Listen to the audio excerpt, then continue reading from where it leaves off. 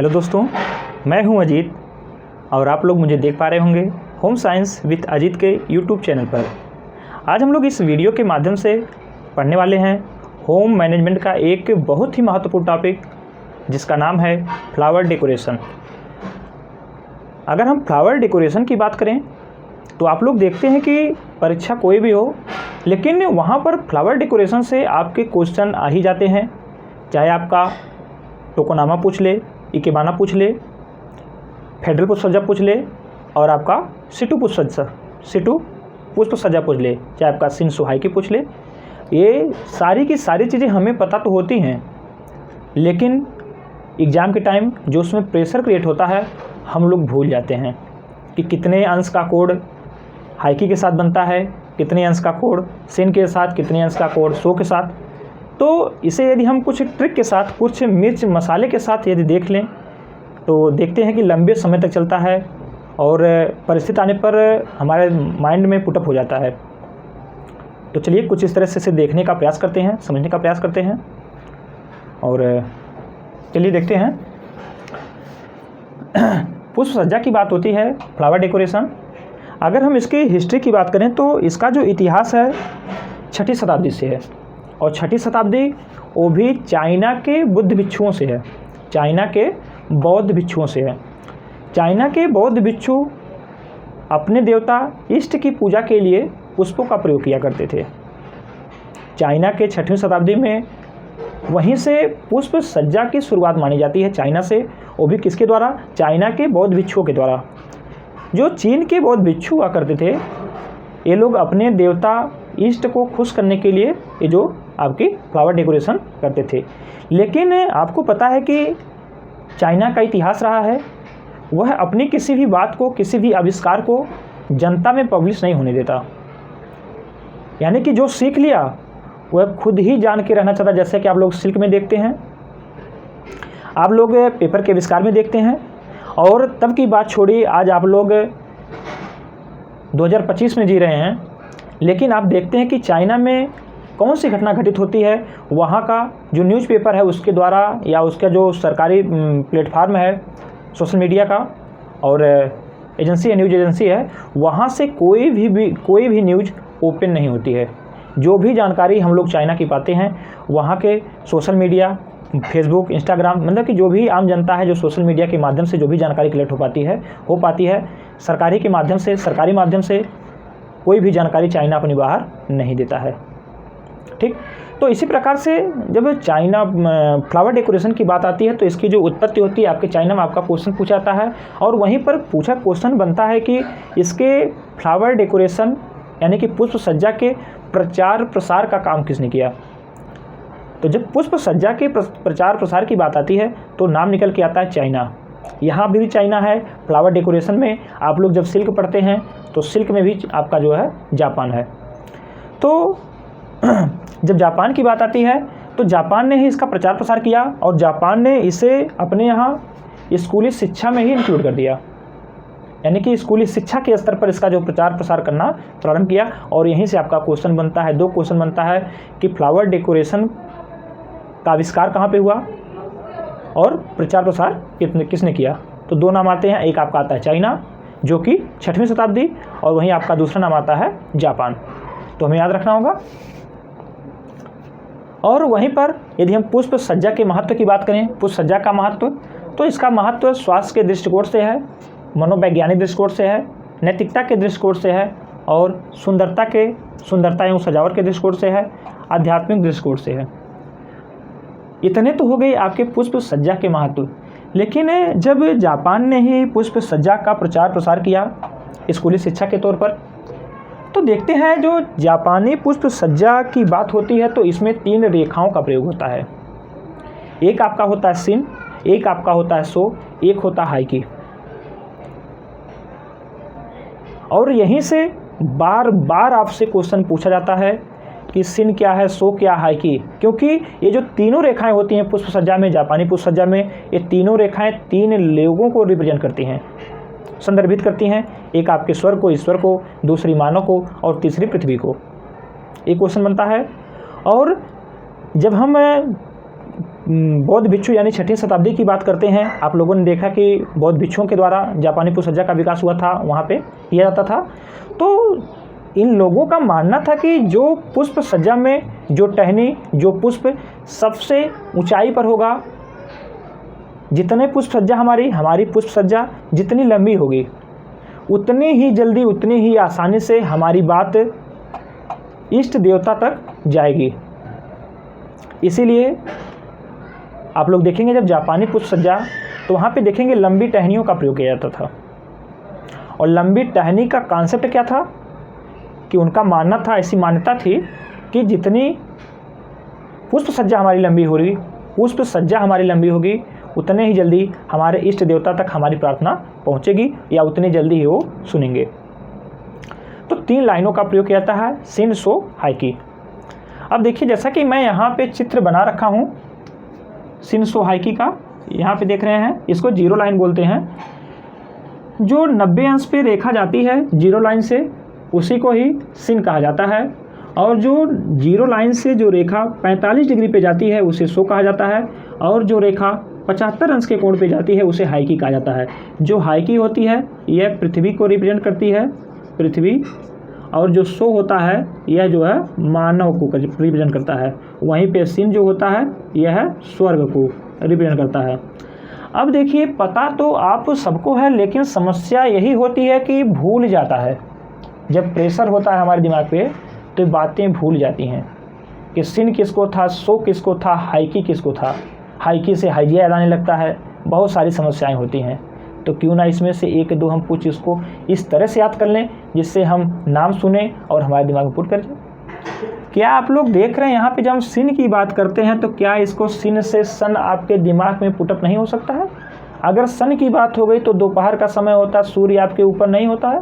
जब सूर्य ऊपर होगा तो 90 डिग्री का कोण नहीं बनाएगा। और आपको पता है कि हम लोग कहते हैं स्वर्ग, हम लोग स्वर्ग में चले जाएंगे, हमेशा कहते हैं अच्छे कर्म करो स्वर्ग में जगह मिले। तो स्वर्ग के लिए हमेशा ऊपर की जगह दिखाते हैं, आम बात है।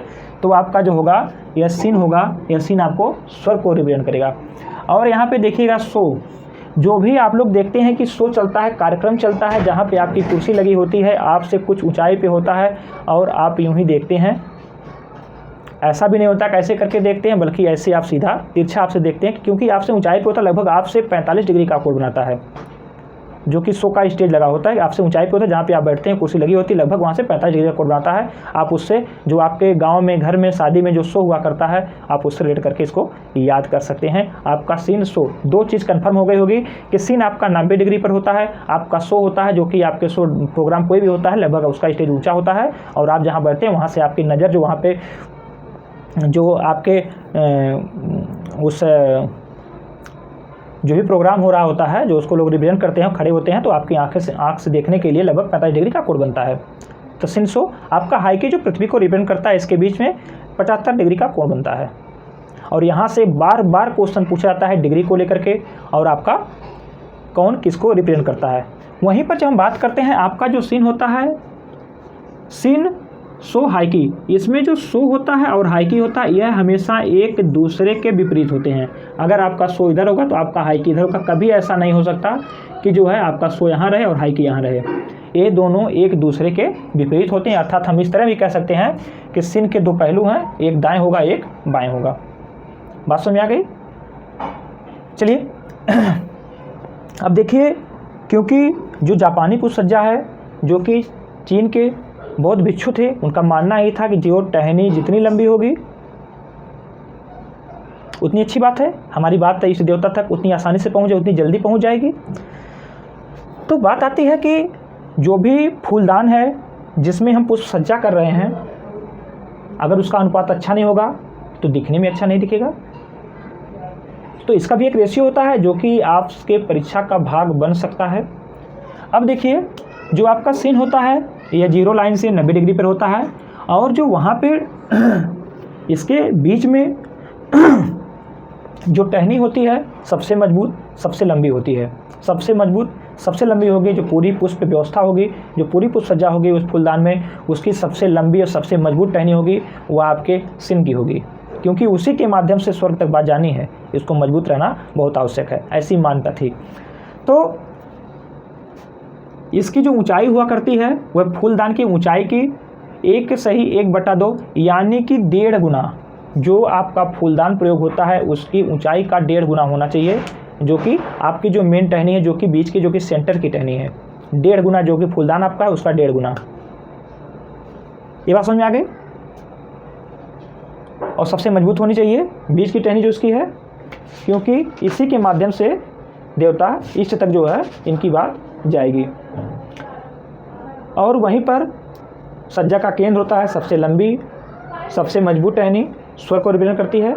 वहीं पे जब हम सो की बात करते हैं, जो सो होता है आपका 45 डिग्री पे होता है जीरो लाइन से, जो मानव को रिप्रेजेंट करता है, मानव को रिप्रेजेंट करता है। और यह पहली टहनी से यानी कि जो सिन थी, इस टहनी का 3/4 लंबाई का होना चाहिए।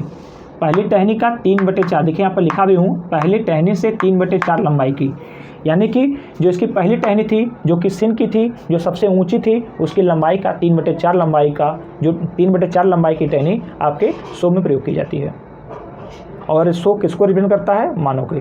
वहीं पर जो हमारी अगली बात आती है, रेखा की बात आती है, वो उसका नाम है हाइकी, जो कि जीरो लाइन से 75 डिग्री का कोण बनाती है। और यह हाइकी पृथ्वी को रिप्रेजेंट करती है।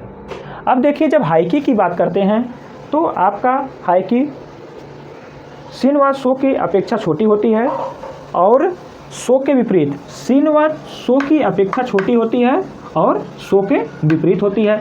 अब देखिए, जब छोटे की बात आ गई तो यहाँ पे आपने सो को देखा कि यह जो है सिन की लंबाई का 3/4 लंबाई का था, लेकिन वहीं पर जब हाइकी की बात करते हैं तो यह हाइकी सो की लंबाई का 3/4 लंबाई का हुआ करता है, 3/4 लंबाई का।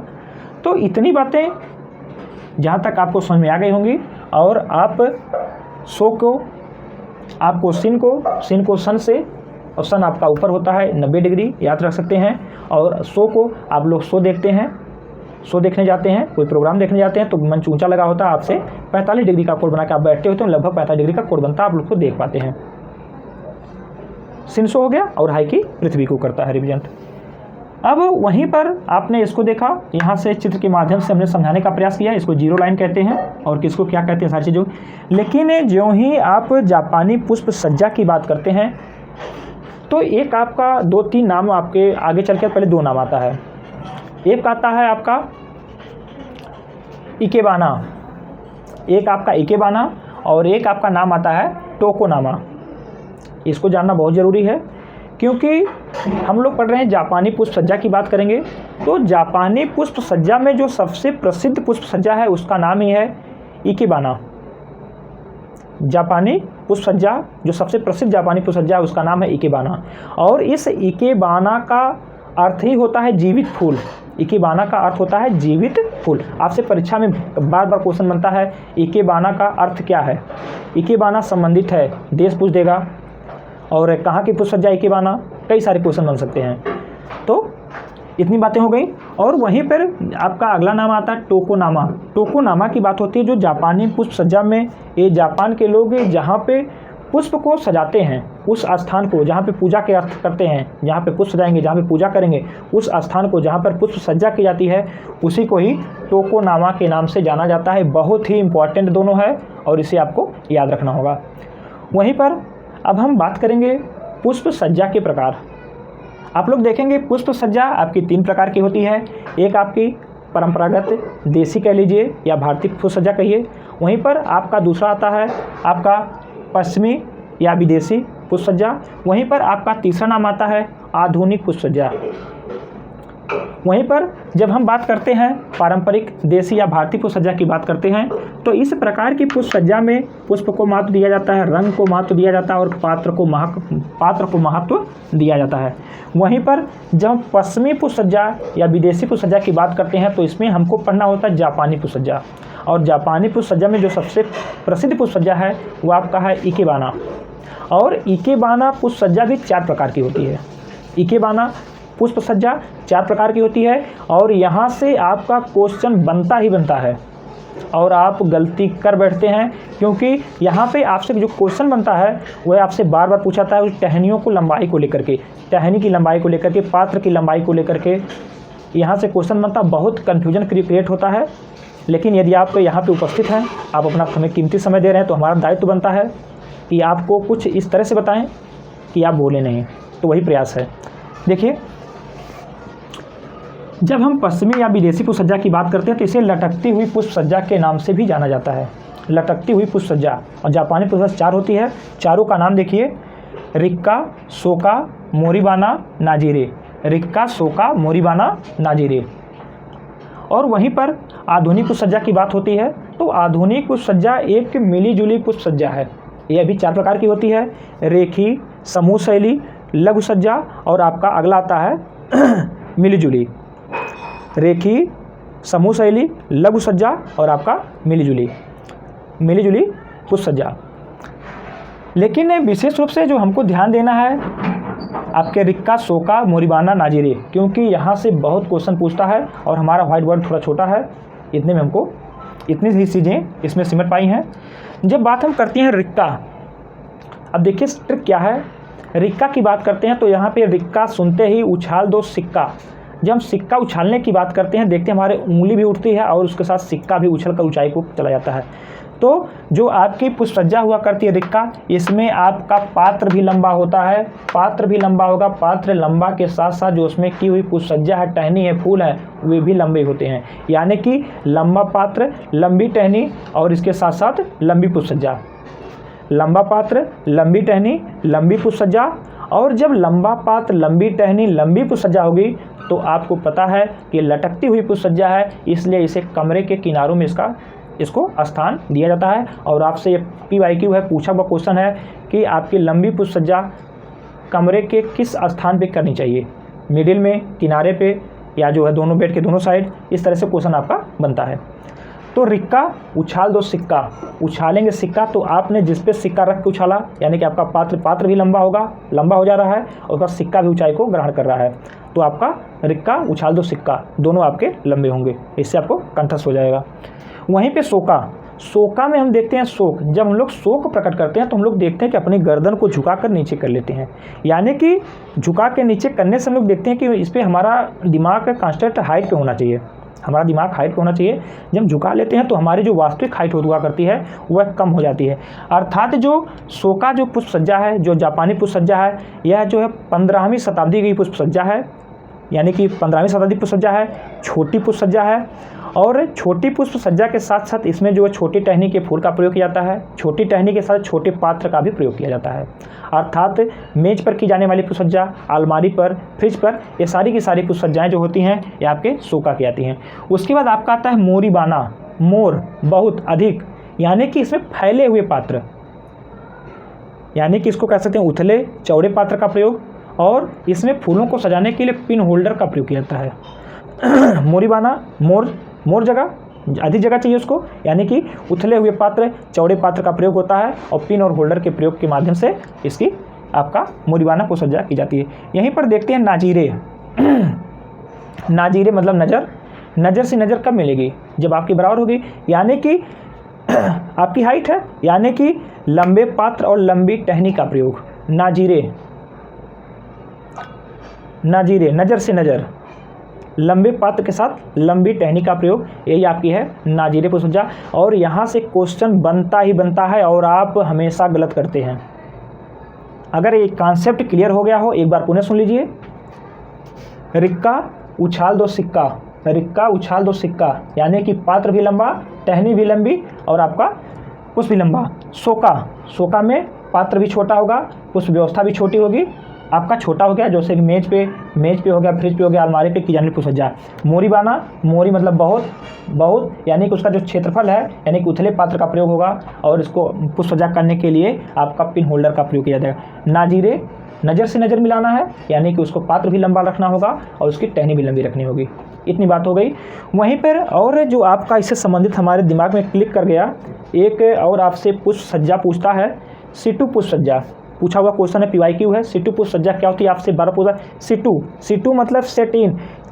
इस प्रकार की पुष्प सज्जा की वह व्यवस्था जिसको जहाँ पे सेट किया जा रहा है वहीं पर, यानी कि हमको फ्लावर डेकोरेशन स्टेज के लिए करना है, मैरिज है, स्टेज के लिए हमको फ्लावर डेकोरेशन करना है, तो ये नहीं है कि फ्लावर डेकोरेशन जो है किसी कमरे में कर करके और पुनः वहाँ पे ला करके हम स्थापित कर दें, बल्कि जहाँ पे हमको डेकोरेट करना है उसी स्थान पर जब फ्लावर डेकोरेशन किया था उसे सिटू पुष्प सज्जा के नाम से, सिटू इन या कहीं पर सिटू पुष्प सज्जा के नाम से मिला, यानी कि सेट इन, जहाँ पे सेट करना है वहीं पे जो है इन कर करके घुसा करके पुष्प सज्जा की जाती है।